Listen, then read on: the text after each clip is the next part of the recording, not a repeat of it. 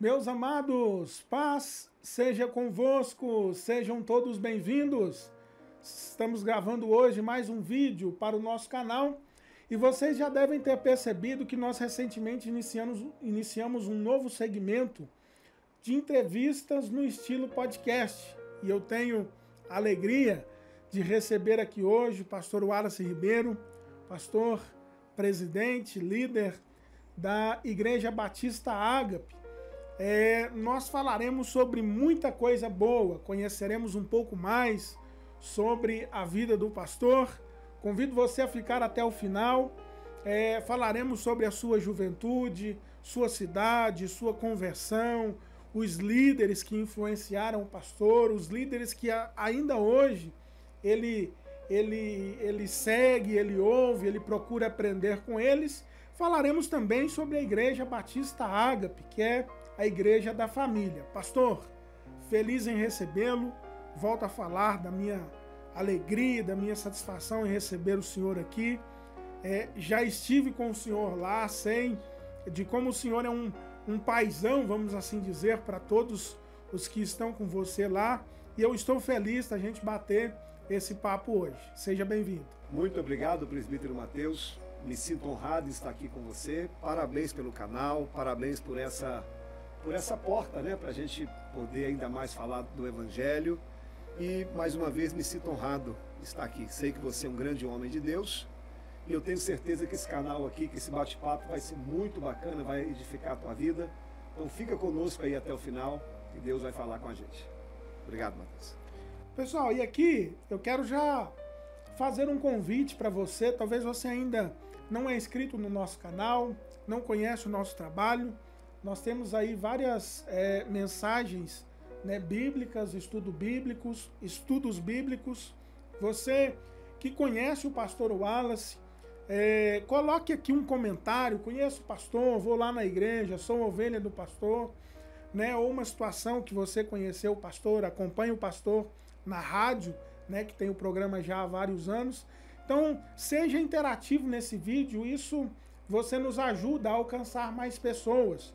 O YouTube, quando o vídeo causa interação, ele impulsiona mais o vídeo e a gente alcança mais pessoas. Então a gente pede, você que não é inscrito, se inscreva, comente, compartilhe com seus amigos, que eu tenho certeza que vai ser bênção. Nós vamos conhecer um pouco mais sobre a vida do pastor, falaremos também sobre devocional, enfim, muita coisa boa que pode te ajudar na sua vida com Deus no seu dia a dia, tá bom? Pastor, já começando aqui a conhecer o senhor um pouco mais de perto, fala um pouco sobre a sua juventude. Como é que foi sua juventude? O senhor não é aqui da cidade, né? Sim, sim. A realidade lá é similar à daqui? Como é que foi? Sim, sim. Eu sou natural de uma cidade de Minas Gerais, lá da Zona da Mata, chamada Divino. Uma cidade pequena, uma média de 20 mil habitantes. E eu sou filho de pais separados. Meu pai deixou a minha mãe, eu tinha meses de idade. Mas eu sempre convivi perto do meu pai porque ele tinha uma mercearia. Mas eu passei a minha infância toda com a minha mãe. Eu tenho um irmão também, que ele é mais velho que eu, 7 anos. E ele virou atleta profissional de futebol. Então a minha referência de pai foi meu irmão. E até os meus 14, 15 anos eu morei em Divino. Aí depois tentei a minha carreira de jogador de futebol, influenciado pelo meu irmão, e saí de casa com 15 anos. Fui morar no Rio de Janeiro, morei lá até os 17 anos, voltei para Divino, aí em 1996 foi onde eu conheci a Flávia, né? Não sou de origem evangélica, a minha mãe é muito católica, mas ela sempre me ensinou assim o temor ao Senhor, sempre, mesmo não frequentando muita igreja, eu sempre tive um temor do Senhor muito grande. Então a minha infância foi mais ou menos assim. Até os 15 anos eu morei em Divino, uma cidade pacata, naquele período bom, onde a gente brincava na rua a noite inteira, não tinha maldade. E com 15 anos eu saí de Divino e fiquei fora até meus 17 a 18 anos. Foi uma infância muito tranquila, sempre fui assim, um rapaz muito tranquilo, muito sossegado. Pastor, e fala um pouco pra gente, isso que a gente tem um público bastante gente que não é evangélica, e às vezes essa palavra conversão soa um pouco diferente para eles, vamos assim dizer. Mas quando que foi esse contato, essa experiência que você teve com Deus, que você sentiu Deus falando com você e isso mudou a sua vida de alguma forma? Em que tempo da sua vida foi? Então, Mateus, eu, como eu te disse aqui, até por influência da minha mãe, eu sempre fui muito temente ao Senhor. Até no momento, como a gente usa essa palavra quando eu era do mundo, né? Para quem não é evangélico, essa expressão a gente usa quando você ainda não tem nenhum contato direto com Deus, né? Mas eu sempre fui muito temente ao Senhor. Sempre quando eu ia antes de dormir, eu abria a minha Bíblia, não entendia muita coisa, mas eu lia, orava, falava com Deus. E aí o meu irmão, que eu te falei, ele foi o primeiro a se converter na família. E um dia, no ano de 1998, Mateus, 98, 99, eu não me recordo, eu fui no Rio de Janeiro, numa Assembleia de Deus lá na Barra da Tijuca. E meu irmão me chama para ir para uma vigília. Eu nunca tinha pisado numa igreja evangélica. E aí a vigília começou meia-noite e terminou 6 horas da manhã. Rapaz, e para mim era tudo muito novo, eu achei muito bacana. Eu fiquei tão assim, abobalhado, que eu não vi a hora passar, né? E teve um fato que me marcou. Um pastor veio na minha direção e disse que Deus teria uma grande obra na minha vida, que era para eu me preparar. Só que eu confesso que eu não entendi muita coisa.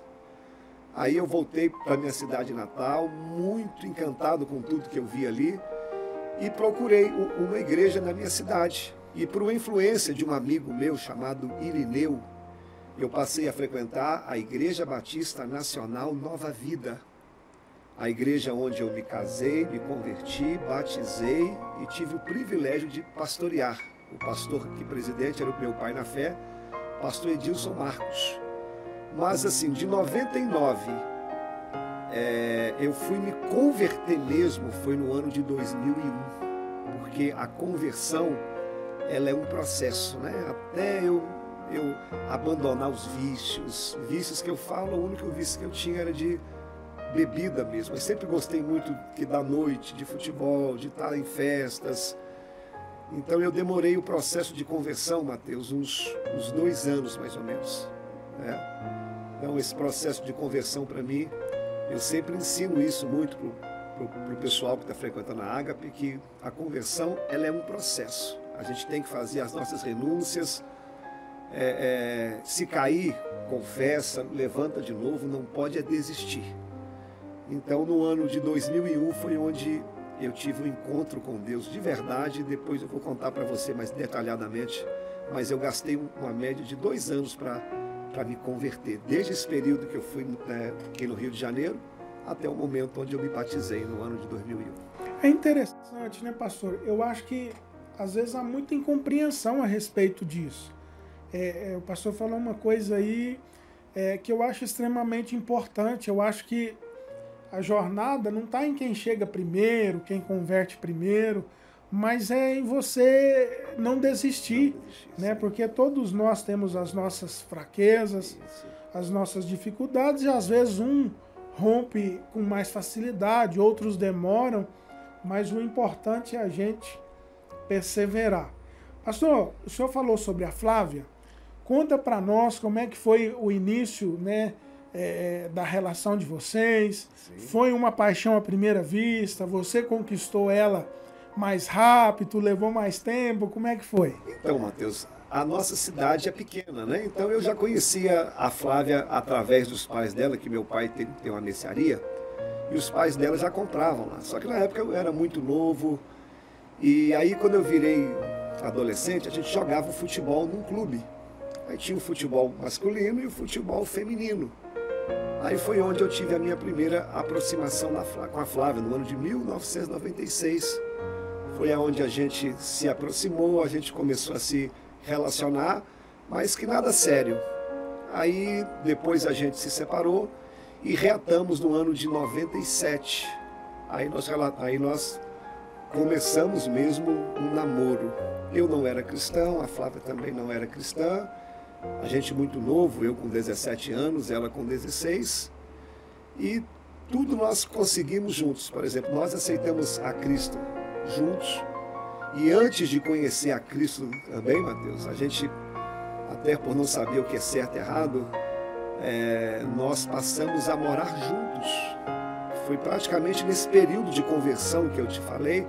Eu aceitei a Cristo em 99, mas aí, por várias influências, a gente passou a morar juntos. Foi quando o Senhor tratou comigo e tratou com ela. Foi onde a gente aceitou Jesus. Mas o nosso namoro foi muito tranquilo. A gente se dá muito bem, Mateus. O fato de nós estarmos juntos fez com que a gente se relacionasse bem, né? Mas eu e a Flávia até hoje foi tudo tranquilo. Não teve nenhum trabalho, assim dizendo. Já foi coisa de Deus. Pastor, como foi que surgiu a oportunidade de vocês virem para Patrocínio? Sim, Mateus, eu pastoreei a igreja que eu disse que eu me converti, né? Eu tive esse privilégio de me converter numa igreja, batizar, casar e o privilégio de pastorear. Pastoreei a Igreja Batista Nacional Nova Vida do ano de 2006 a 2008. E quando eu pastoreei a nossa cidade, eu conheci o pastor Charles. O pastor Charles foi pastor da Igreja Batista Nacional Novos Tempos, lá em Divino. E ali a gente criou um vínculo de amizade muito grande. E só que o tempo dele lá acabou e ele veio para Patrocínio no ano de 2007, se eu não estiver enganado. E aí ele me fez um convite para estar aqui. Eu vim aqui em setembro de 2007 e nós ficamos aqui quase uma semana. E ele abriu o coração. Pastor, eu tenho orado a Deus, pedindo aqui um pastor para nos auxiliar. E aí nós começamos em oração e Deus foi confirmando a minha vinda para cá, confirmou no meu coração, confirmou no coração dele. E a gente viu que Deus estava nesse propósito. Confesso que para mim foi muito dolorido. Por quê? Como eu disse, eu só fui membro de uma igreja a minha vida toda. E pastoreei a minha terra natal. Então, quando foi janeiro de 2008, Mateus, dia 5, quando eu vi um caminhão chegando na porta da minha casa, desmontando todos os móveis, tudo aquilo que a gente conseguiu, estava tudo dentro de um caminhão de carne. Então, quando eu vi que o caminhão chegou lá e o pessoal da igreja colocando os móveis, eu confesso para mim que foi difícil. Mas aí, quando você está debaixo da direção de Deus, você sente aquela paz. Então foi assim, foi um misto de medo com alegria. Mas o impressionante é que quando eu pisei aqui, aquele medo foi embora. Então Deus colocou uma chama dentro da gente e convivi, e nós caminhamos com o pastor Charles de 2008 a final de 2009. Aí quando nós entendemos também que o nosso tempo de caminhar juntos acabou e agora Deus estava começando uma nova etapa, foi onde começou a Igreja Batista Ágape. Eu louvo a Deus pela vida do pastor Charles, foi um instrumento de Deus, eu entendo isso, que Deus usou ele para trazer a gente para cá, sou muito grato a ele. E hoje que o tempo passou, eu consigo ver a mão de Deus em todas as maneiras, né? Usando ele. E hoje nós podemos ver o fruto daquilo que nasceu no coração de Deus. Que bênção, né, pastor? É aquela situação de Atos, se não me falha a memória, 16, onde Paulo e Barnabé seguem por caminhos diferentes, né? Atos, o senhor lembra? Atos 13, se não 13, isso. Pastor, e como é que foi a questão do crescimento da igreja? Que a gente observa, e aí eu acho que essa é uma das provas que Deus está no negócio, que a igreja de vocês, ela teve um crescimento fora do comum, vamos assim dizer, né? Quando eu estive com vocês, a igreja tinha acabado de mudar para a Avenida Faria Pereira, que é onde ainda ela está. Isso. Mas teve em outros lugares antes. Como é que foi essa transição, pastor? O pastor falava sobre essa questão do medo, e eu acho que isso segura, vamos assim dizer, muitos obreiros, né? às vezes a pessoa sente um medo demasiado de tomar certa decisão e às vezes não rompe por causa disso. A gente observa que Josué, para substituir Moisés, ficou naquela apreensão que precisou de Deus entrar no negócio para animar ele. Mas a gente vê que às vezes as pessoas têm muito medo, e eu acho que a igreja de vocês,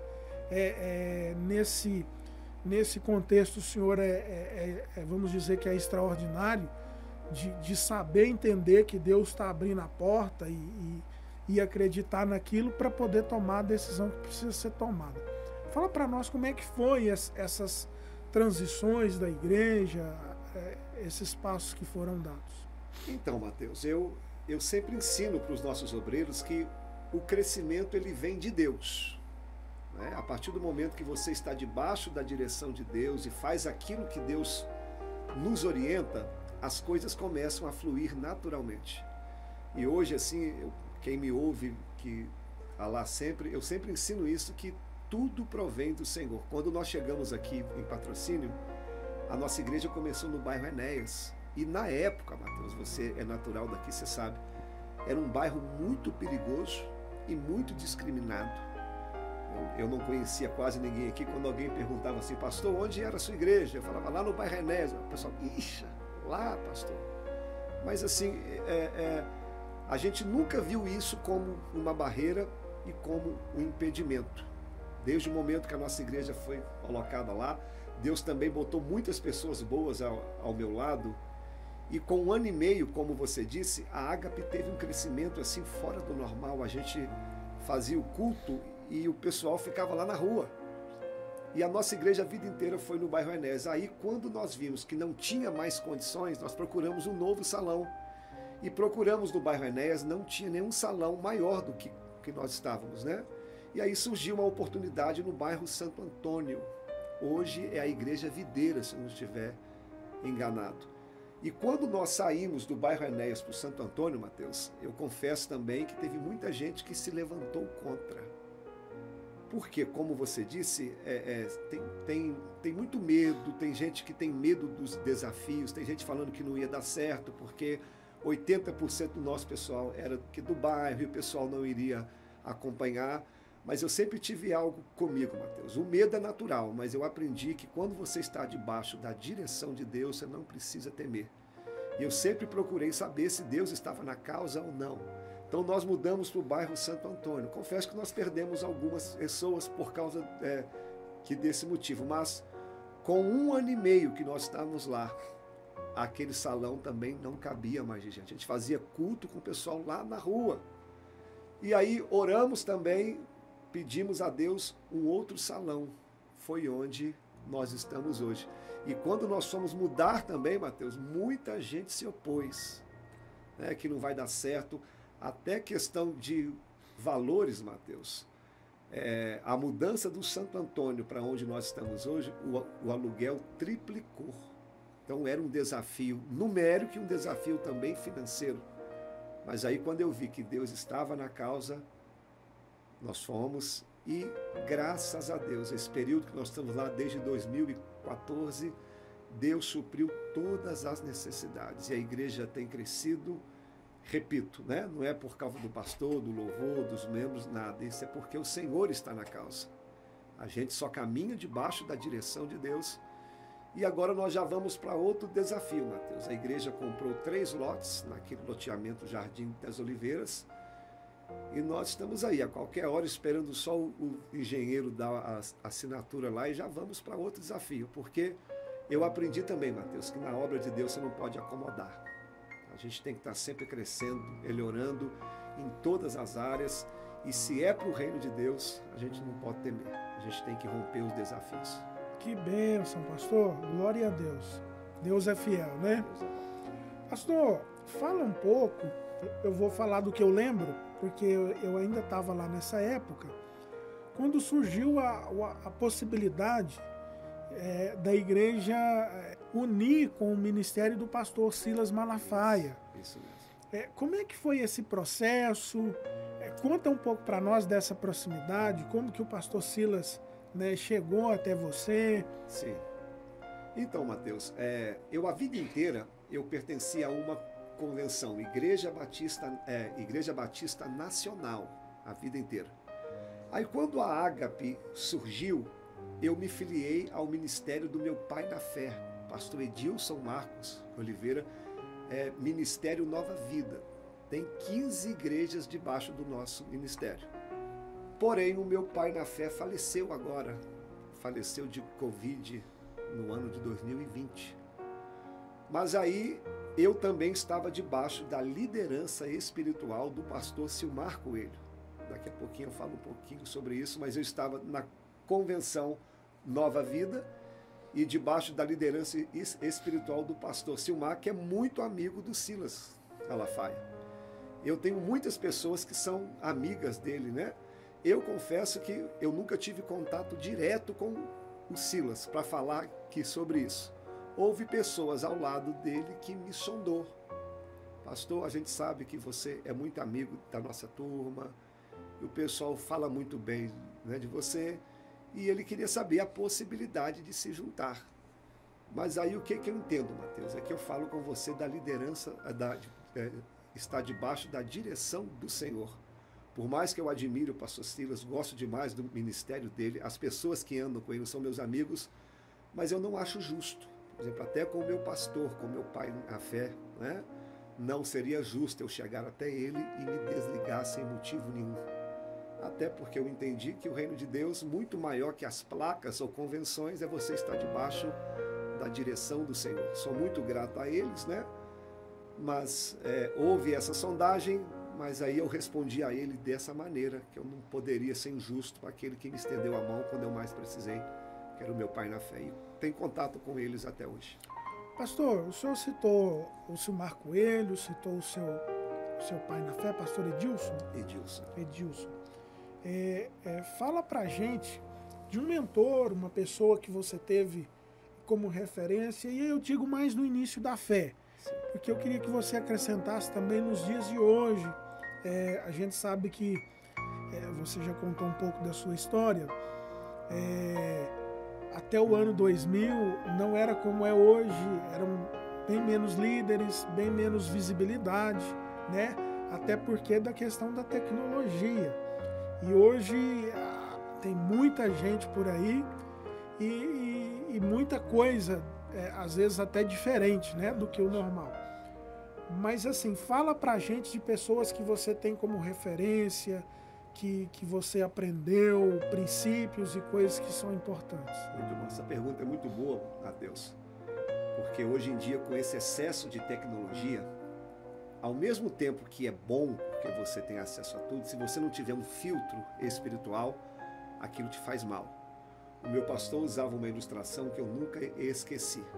Se você pegar uma terra, você faz um buraco nela, e ali você joga semente de laranja, de abacate, de feijão, qual semente que brota ali? Você faz o teste. Nenhuma semente brota. A terra pode ser boa, mas se você jogar várias sementes, uma semente mata a outra. E ele aplicava isso no mundo espiritual. Ele falava, gente, tem muitas sementes boas, muitos líderes bons, mas você tem que escolher que semente você quer que brota no seu coração. Porque se você não tiver um filtro, se você escutar tudo, no final das contas você não vai brotar nada. Então, eu tive até hoje 2 pastores, que é o meu pai na fé, que é o pastor Edilson, ele que me ensinou a base do Evangelho, me ensinou a amar a palavra do Senhor. Então, hoje, o que nós vemos hoje na Batista Ágape é fruto do que eu aprendi com o meu pastor, questão de horário, Mateus. Ele sempre me ensinava, Wallace, organização, horário é horário, ama a palavra de Deus, prega para o povo a palavra de Deus, é a palavra que edifica, é a palavra que fortalece. Ele me ensinou a ser alguém apaixonado pela palavra, a ter o meu devocional.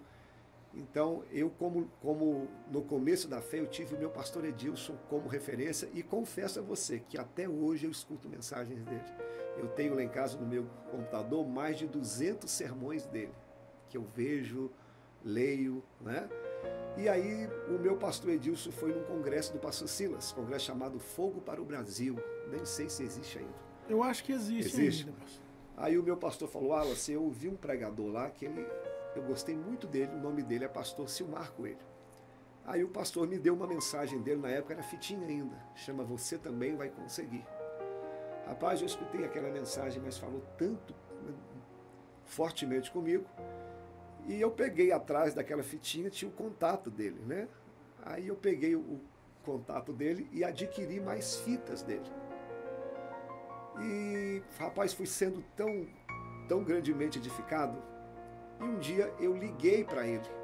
Ele era pastor da igreja Viva, ou melhor, o filho dele era, e foi onde eu tive o meu primeiro contato com ele direto. Eu falei, pastor Silmar, o senhor não me conhece, aqui é o Wallace, eu sou pastor em Patrocínio, eu sou pastor em Divino, que eu te acompanho há muito tempo. Eu queria ter a oportunidade um dia de conversar com o senhor sobre ministério, e a gente foi mantendo esse contato. Na época era e-mail ou telefone. E aí o meu primeiro contato com ele, Mateus, foi em 2010, lá no estado do Rio de Janeiro. Foi onde eu tive o meu primeiro contato com ele, olho no olho. Expliquei para ele a situação da Ágape, né? E até hoje nós conversamos no mínimo 2 ou 3 vezes na semana. Hoje ele é o meu mentor espiritual, com ausência até do meu pastor Edilson. Qualquer dificuldade que eu tenho aqui na igreja ou na vida pessoal, eu sondo ele, porque é um camarada que eu vi de perto. Tem suas falhas, como eu e você temos, mas é um homem referência para os seus filhos, para a sua esposa, que para a igreja. Então hoje o meu mentor espiritual é o pastor Silmar. E se você me perguntar, Wallace, quem que você ouve hoje? Quem que você escuta? Eu hoje escuto 2 pastores. Assim que, se eu tiver para parar para escutar, eu escuto o pastor Hernandes Dias Lopes, que eu confesso que eu gosto muito dele, muito. Eu gosto muito dele também. Ele é muito inteligente. E escuto também o pastor Renan de Melo, que é meu amigo também. A gente se fala praticamente que todo dia, a gente até troca umas figurinhas. E são 2 pregadores assim que eu admiro, ouço. Claro que tem vários também, o próprio Silas que eu gosto, Jeremias, mas para falar assim que eu escuto, eu ponho aí que o Hernandes e o Renan de Melo, são esses 2 que me influenciam. Pastor, e sobre essa questão do devocional, conta para nós como que você procede. Tem gente que é mais metódico, tem ali o seu horário certinho de orar, de ler a Bíblia, outros já procura ser mais flexível. Como é que o senhor trabalha no seu dia a dia para fazer o devocional? Isso, muito boa pergunta. No ano de 2017, Mateus, eu tive uma virada na minha vida nessa área. Se você escutar as minhas mensagens de 2017 para trás e 2018 para frente, parece que são 2 pregadores totalmente diferentes em questão de maturidade. Até por influência do pastor Renan de Melo. Eu lembro que até na época que você estava conosco, a nossa igreja tinha uma linha, a gente tinha o hábito de convidar muitas pessoas de fora. Não que isso seja errado, não é isso. Só que às vezes faltava uma identidade na Ágape. E isso mexeu muito comigo, que o pastor Renan, ele falava, Wallace, todo pastor, ele tem que ser um amante da palavra. Você tem que ser alguém que se aprofunda na palavra. Ele é pastor itinerante. Ele foi e disse, Wallace, eu sei que vocês não têm o mesmo tempo que nós, porque a vida do pastor local, né, é uma correria muito grande. Então, de 2017 para cá, Mateus, eu investi na minha biblioteca de tal maneira, um dia eu vou te convidar para ir lá em casa, só para você ver, ela é enorme, e ali é a minha alegria. Então, hoje, de segunda a sexta, de 8 da manhã, 7h30, a 10h30 da manhã, eu estou ali estudando a palavra do Senhor. Então o meu devocional é todos os dias, de segunda a sexta. Eu até falo com a igreja, eu só saio de manhã se for algo urgente.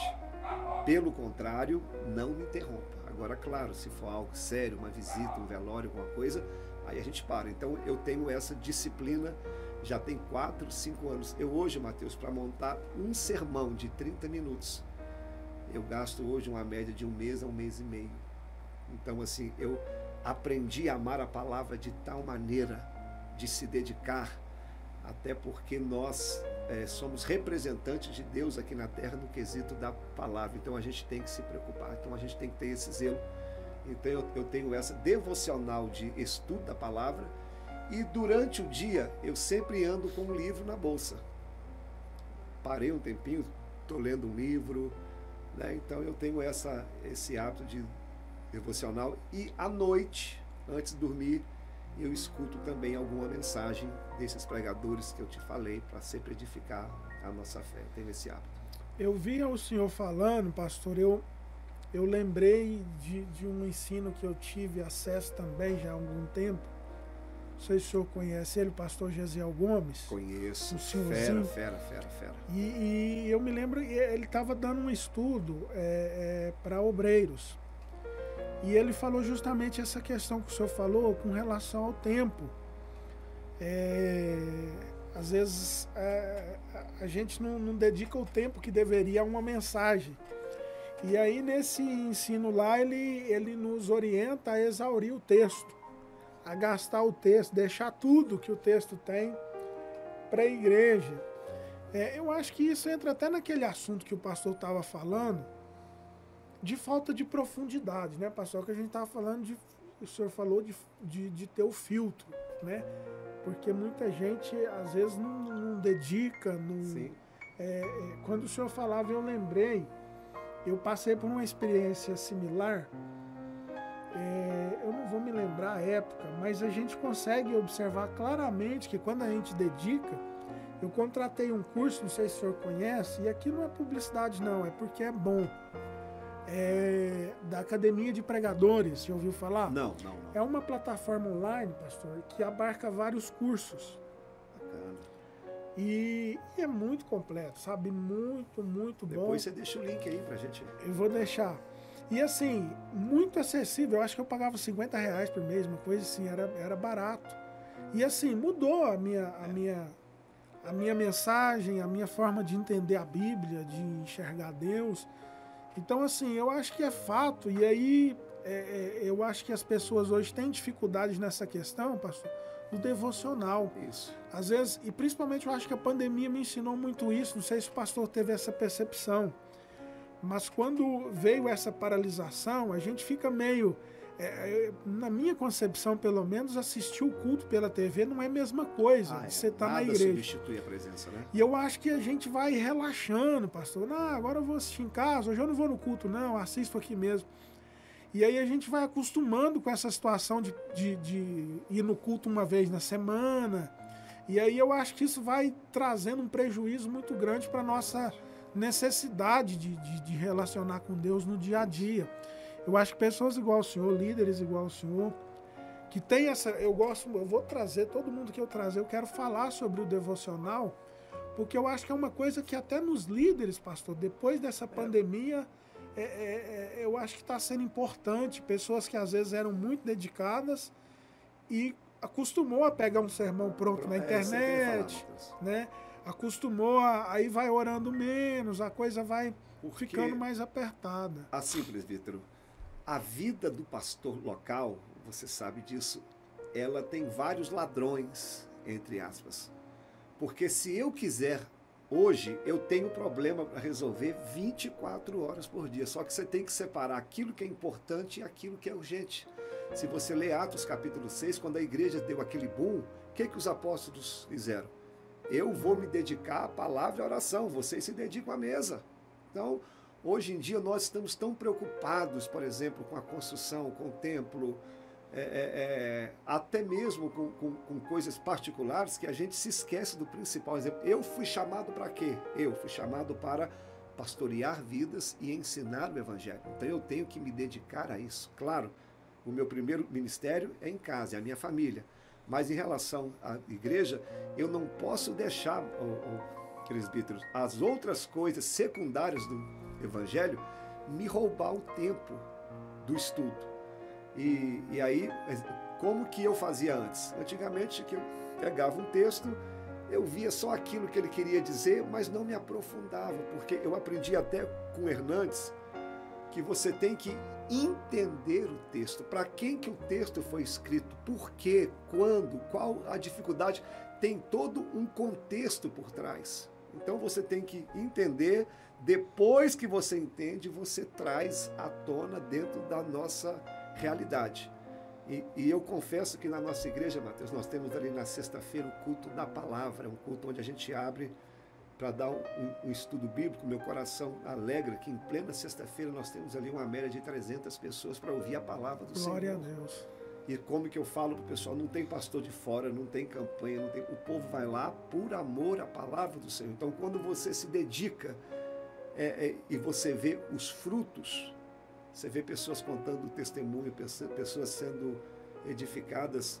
Eu deixo esse recado a todos os meus pastores lá. Gente, o caminho para o crescimento da igreja, claro, é agradar o coração de Deus e ensinar o povo a palavra. Quando a fonte é boa, o pessoal vem de longe para tomar água. Então, o crescimento da igreja está ligado a você a ensinar a palavra do Senhor. O resto é consequência. Não é? Deus vai dando crescimento. Deus vai dando crescimento através da palavra. Pastor, e aí eu quero já pegar o gancho desse assunto. Eu não sei o senhor lá, mas uma das coisas que eu mais ouvia quando eu estava pastoreando é a pessoa ter dificuldade de firmar. A gente estava falando aqui no início sobre a questão de insistir, persistir, ainda que tenha caído, o pastor até citou, ainda que tenha caído, confessa e segue em frente. Você acha que o problema dessa, eu digo da minha geração, e talvez essa geração antes que está vindo agora, tem esse problema, e eu acho que até de certa forma mais agravado, de ter dificuldade em realmente se libertar. Às vezes fica uma coisinha ou outra que a pessoa não consegue vencer, e aí vai criando aquela resistência e aquele desânimo. Você acha que é por causa dessa falta de dedicação, pastor, que a gente está falando? Porque eu acho que às vezes a gente fala muito sobre os pastores e esquece que isso tinha que ser uma coisa para a igreja, né? Seria responsabilidade de todos se aprofundar em Deus. O que você acha que pode ser uma das causas que tem causado essa inconstância, principalmente na juventude?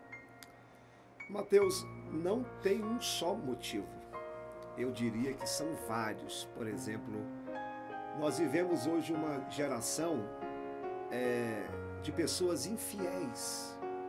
Quando eu digo infiéis, eu falo não só a igreja, mas vamos focar só na igreja. Como eu disse aqui, eu fui membro de uma igreja só. Não sou contra a mudança, porque a gente sabe que tudo provém de Deus, é Deus que direciona. Mas quando tem mudança, debaixo da direção de Deus, a gente vive uma geração hoje de pessoas, eu estou na ágape. Se algo não me agradou, ou se eu não estou sentindo, eu vou para outra igreja. E, poxa, se você pegar uma árvore, você planta ela aqui hoje, daqui a um mês você planta ela em outro lugar, daqui a um mês você planta ela em outro, vai chegar uma hora que a planta não vinga, ela morre. Então o que eu acho que falta para os crentes hoje? Primeira coisa, é você estar firmado no lugar que Deus te plantou. Não importa se a mensagem vai me agradar ou não, se eu estou feliz ou não, se Deus me colocou ali, eu ficarei ali até o momento que Deus me plantar. E segunda coisa, Mateus, não existe libertação sem um compromisso sério com Deus. Não é ser um frequentador de igreja, é ter uma experiência com Deus. E como que tem experiência com Deus? É através da leitura, tendo o seu devocional, lutando contra o pecado, porque tem guerras que não é o seu pastor, não é do obreiro, é sua. Então tem guerras que as minhas ovelhas enfrentam que eu não posso fazer nada. Eu lembro quando Jesus estava para enfrentar a cruz, Pedro disse assim, se eu quer que eu te ajude a libertar, ele fala, Pedro, se eu quisesse, uma legião de anjos iriam aqui. Mas eles não vão vir porque essa guerra é minha. Então tem guerras que são suas. Tem guerras que você só vence morrendo. Como que Jesus venceu a cruz? Morrendo. Então hoje a nossa geração não quer morrer. Morrer que eu falo é para o pecado, não quer morrer para a vida. A gente não quer ter guerra, a gente quer que o pastor lute por nós. E vai chegar uma hora que você vai ficar insatisfeito com a igreja, com o seu líder. Então, para definir tudo, é uma geração de pessoas inconstantes e infiéis. A partir do momento que você entende que eu estou ali para ser tratado com Deus e vida cristã é uma guerra, e como Jacó fez no Val de Jabó, que eu não saio daqui enquanto Deus não me abençoar, a gente vai viver esse fluxo de pessoas à igreja. Eu até costumo dizer, Mateus, eu bato foto de tempo em tempo. E se eu pegar uma foto que eu tirei hoje, e se eu ver daqui a um ano, infelizmente, 20 a 30% daquele grupo que estava lá não estarão mais na próxima foto. Alguns estão em outra igreja, outros se desviaram, outros pararam. É a inconstância. Então, acho que tem faltado isso na vida do povo. É interessante, né, pastor? Eu vi o senhor falando aí, lembrava de nesse curso que eu citei aqui, e ele chama essa nossa geração de geração líquida, que dá geralmente justamente essa ideia de falta de firmeza, né? Falta de profundidade, de compromisso. Muito bom. Então fica aí o recado para você que tem lutado, tem orado, querendo firmar, abandonar algumas coisas. Crie raiz aonde você está, fique firme, independente do que estiver acontecendo, continue firme, que Deus vai dando vitória. Até porque, presbítero, que nem sempre, às vezes, o problema é o lugar. Só você olhar na época, quando Eli era o tabernáculo, quando Eli era o sacerdote, o mesmo Deus que falou com Samuel se calou para Eli. Então, não é o lugar. Se Deus falou com Samuel, Deus tem que falar comigo também. Só que às vezes a gente está tão fechado que às vezes Deus fala com Samuel, que está do nosso lado, e não fala conosco. Não é o lugar, é a maneira com que a gente está disposto a se relacionar com Deus. Eu vou deixar o senhor à vontade para trazer uma meditação bíblica e para o senhor orar para a gente depois. Amém. Eu quero deixar um texto com vocês, que estou pregando até na rádio essa semana, João capítulo 15, Mateus, onde Jesus diz assim: eu sou a videira verdadeira e o meu pai é o agricultor. Todo ramo que estando em mim não dá fruto, ele corta. E todo aquele que dá fruto, ele limpa para que produza mais fruto ainda. Vós já estáis limpos pela palavra que vos tenho falado. Permanecei em mim e eu permanecerei em vós. Como não pode o ramo produzir fruto de si mesmo, não pode a videira, assim nem vós podeis dar. Porque sem mim nada podeis fazer. Esse contexto que Jesus disse isso, eu sou a videira verdadeira, se você ler João 13, 14, 15, 16 e 17, Jesus está falando com seus discípulos algo que ele não falou com a multidão. Então eu aconselho todo servo de Deus a ler e meditar em João 13, 14, 15, 16 e 17, porque são segredos que só é revelado para quem é discípulo. Por quê? Jesus aqui, ele abre o coração e fala, gente, daqui a pouco eu vou ser morto, daqui a pouco eu vou ser entregue, e é necessário que vocês fiquem firmes. Então, sobre esses discípulos pesa uma responsabilidade muito grande, porque a partir de agora, eles não terão mais a presença de Cristo. Já consegue ver o peso que esses homens vão enfrentar, e o próprio Cristo também quer que eles continuem. Aí o que Jesus diz? Eu sou a videira verdadeira. Sem mim nada podeis fazer, porque vós sois o ramo. Por que Jesus começa dizendo eu sou? Essa palavra eu sou aqui é o mesmo nome que Deus se revela para Moisés em Êxodo 3. Esse eu sou, no hebraico, significa o Todo-Poderoso, Deus absoluto. E o Evangelho de João, que tem por objetivo mostrar que Jesus é o Filho de Deus, por diversas vezes Jesus vai dizer eu sou. Eu sou o caminho, a verdade e a vida, eu sou a luz do mundo, eu sou o pão vivo que desceu do céu. Então, o que esse eu sou significa? Eu sou tudo aquilo que vocês precisarem. Então, dentro do contexto desses discípulos que vão passar por uma prova, quando Jesus disse, eu sou, ele está dizendo, não precisa temer, porque quando vocês estiverem perdidos, eu sou o caminho. Se estiverem em trevas, eu sou a luz. E aqui ele diz, eu sou a videira. A videira, você sabe, é o que produz a uva. A uva produz o vinho, e vinho para o judeu, alegria. Então, em um contexto de muita tristeza e de muita angústia, Jesus estava dizendo: eu sou a alegria de vocês. Por diversas vezes, Mateus, a vida não vai nos alegrar. Muitas vezes o ministério vai ser pesado, nós teremos problema na família, problema financeiro, situações para nos entristecer. Mas quando ele diz, eu sou a videira, ele está dizendo, se alegra em mim.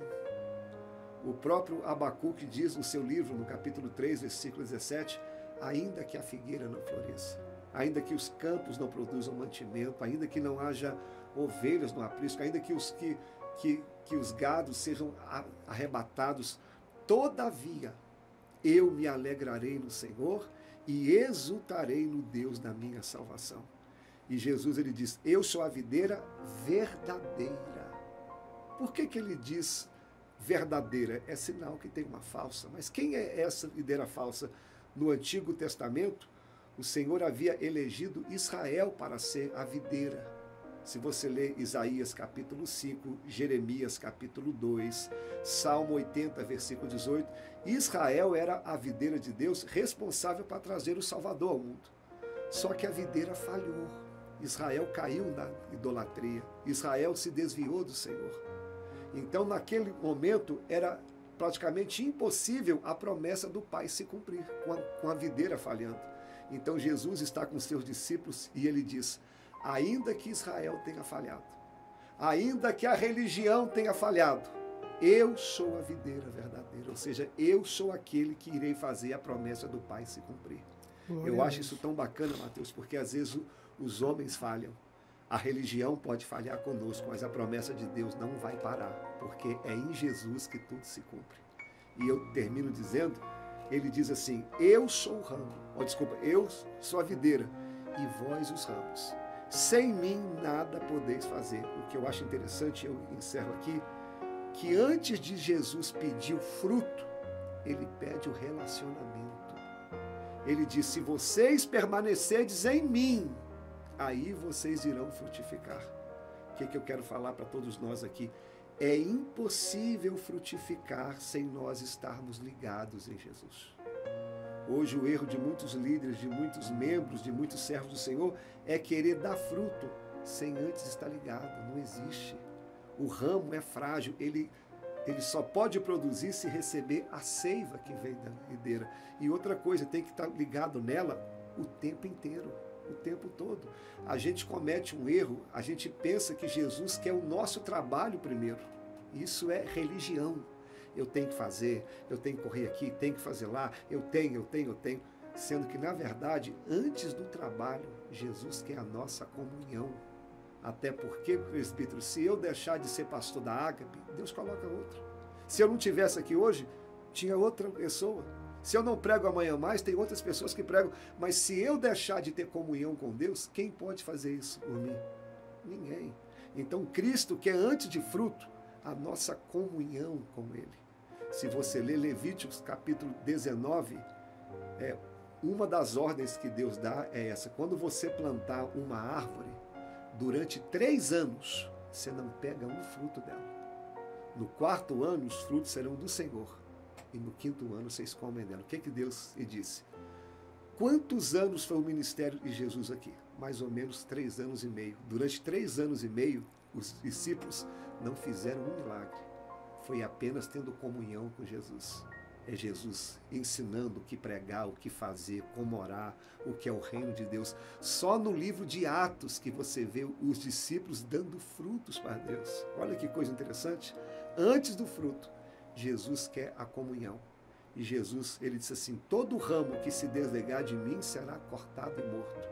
Entre esses 12 aqui, teve um ramo que se desligou. Judas. E o que aconteceu com ele? Morreu. Para a gente ver que a palavra do Senhor é verdadeira. Todos nós, se nos desligarmos da comunhão, a morte espiritual é só uma questão de tempo. E se a gente não vigiar, presbítero, a gente se desliga do ramo sem ver. Desculpa, a gente se desliga da videira até sem perceber. Olha um exemplo disso. Pedro, quase que ele se desliga da videira, quase. E quando ele se desliga, ele vai tentar se aquecer na fogueira dos romanos enquanto Jesus está lá sendo julgado. Ele vai tentar fazer uma pescaria, mas a rede vem frustrada. A vida dele só mudou em João capítulo 21, quando Jesus o chama para ter uma comunhão, quando ele é ligado novamente na videira. E depois disso, quando o Espírito Santo vem no seu primeiro sermão, mais de 3.000 almas foram salvas, para nos ensinar que sem ele nada podemos fazer. Eu deixo essa palavra aqui principalmente para mim e para todos os ouvintes. Antes de fruto, Jesus quer a comunhão. Querer fruto sem ter comunhão é estresse, é fadiga, é perda de tempo. Que Deus abençoe. Vamos fazer uma oração? Amém. O senhor ora por nós, pastor? Ora. Senhor, nós queremos te agradecer primeiramente por essa palavra que foi ministrada aqui. Muito obrigado porque tu és o eu sou. Tu és tudo aquilo que nós precisamos na hora da crise. Tu és a nossa videira, o motivo da nossa alegria. E tu és a videira verdadeira, aquele que faz com que as promessas do Pai se cumpram. Senhor, que nós venhamos a ter mais comunhão contigo. Que todo o empecilho, que tudo aquilo que nos afasta de ti, que o Senhor venha abrir os nossos olhos. Te agradeço também pela vida do presbítero Mateus, da sua esposa Fernanda, e por essa porta que o Senhor abriu aqui. Que o Senhor venha usar esse programa para abençoar muitas pessoas. E eu entrego cada ouvinte nas suas mãos. Que o Senhor cure, salva, liberta, transforma. E desde já devolvemos ao Senhor a honra e a glória para todos sempre. Amém. Amém. Deus abençoe. Obrigado, presbítero. Pastor Wallace, reforço aqui minha alegria em ter o senhor aqui, receber você. Que papo legal. Eu tenho certeza que essa foi a primeira de muitas. Eu ainda tinha alguns tópicos aqui para a gente passar, mas eu tenho certeza que não vai faltar oportunidade. Fiquei muito feliz, muito alegre. Agradeço a você, né, também toda a igreja que sempre acompanha o pastor, confia no pastor. Deus abençoe você. E eu vou aqui me despedindo, passar antes a palavra ao pastor Wallace, se ele quiser fazer uma consideração final. Sim. Eu que te agradeço, presbítero. Muito obrigado. Me fiquei aqui muito à vontade. Senti uma presença de Deus aqui. Parabéns por essa porta, por esse trabalho. E que Deus continue te dando graça, sabedoria e parabéns pelo lindo trabalho. Obrigado pela confiança e em breve a gente volta. Amém. Lembrando, pessoal, se você não é inscrito no canal, se inscreva, acompanhe conosco, faça sugestões de algum tema que você quer ouvir, que você quer entender melhor. Estamos disponíveis a procurar ensinar aquilo que nós temos aprendido, tá bom? Deus abençoe vocês. Até o próximo vídeo.